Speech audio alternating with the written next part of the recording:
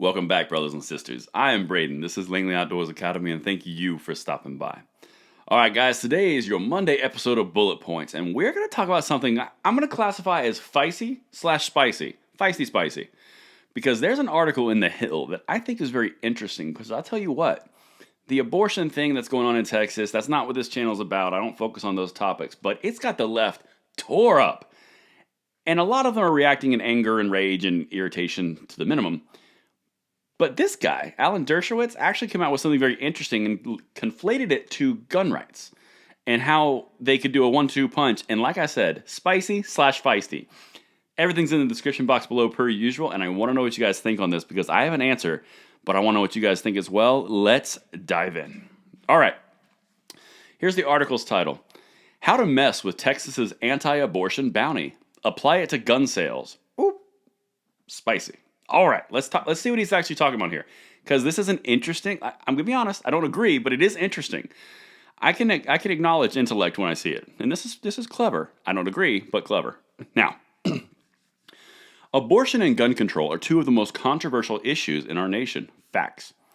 The Supreme Court has ruled that most abortions are protected by the Constitution and that most private gun ownership is likewise protected.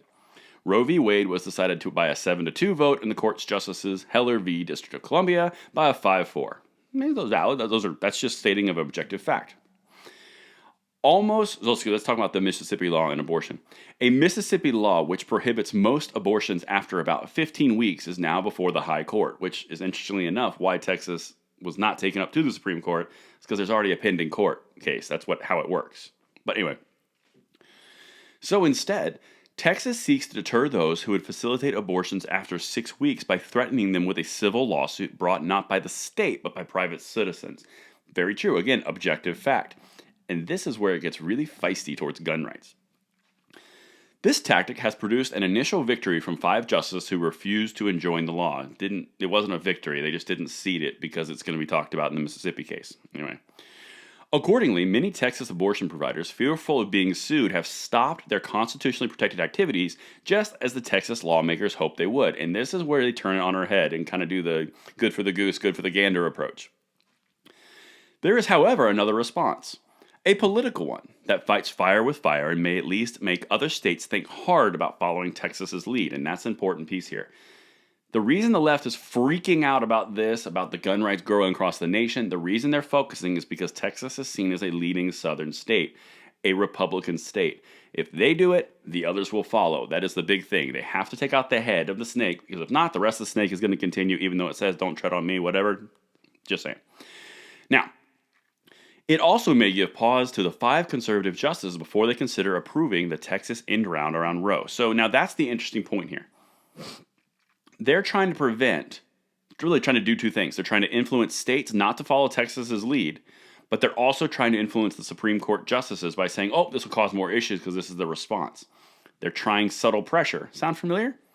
Just saying, vaccine mandate. Anyway, this is what they're going to do. This is the out-of-the-box proposal.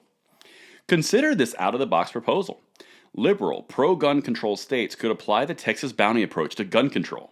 New York or Illinois, for example, could declare that gun crime has gotten so serious that the private ownership of most handguns should be deterred. It would be unconstitutional for the state to authorize the criminal prosecution of those who facilitate constitutionally protected gun ownership.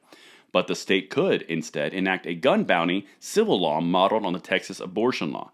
It would empower any citizen to sue for $10,000 anyone who facilitates the sale or ownership of handguns. Clever, outside of the box, won't work. And here's why this won't work. I understand the mentality, I understand the philosophy, I understand the approach. But the thing is, there is no right in an amendment to the Constitution for abortion. It may be a constitutionally protected right, but it is not a constitutionally insured right.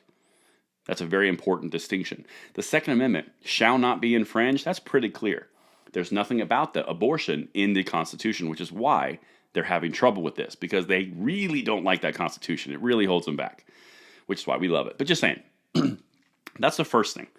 The second thing is if you start going after people like this, like they're suggesting for selling guns or buying guns or in basically taking part in firearm commerce, you're getting into existing law, the PLCAA, which prevents discrimination and lawsuits on gun manufacturers. That's going to create a problem with the states and the Supreme Court because you're telling me that manufacturers can sell it because they're protected by a law, but individual sellers aren't? Like mom and pop gun shops, those aren't protected, but the manufacturers are. So manufacturers can sell to them, but they can't sell to the public. They're going to run into a big problem there. I understand the approach, and to its credit, it's clever, but it won't work because they are dealing with different animals. This is apples and oranges, and quite honestly, the Second Amendment being the orange in this case is going to be a lot more protected. Just saying. That's what I have for you today on Bullet Points. Let me know what you guys think of this new little spicy tactic they're doing, and I will see you tonight at the 9 p.m. slot. Braden, signing out.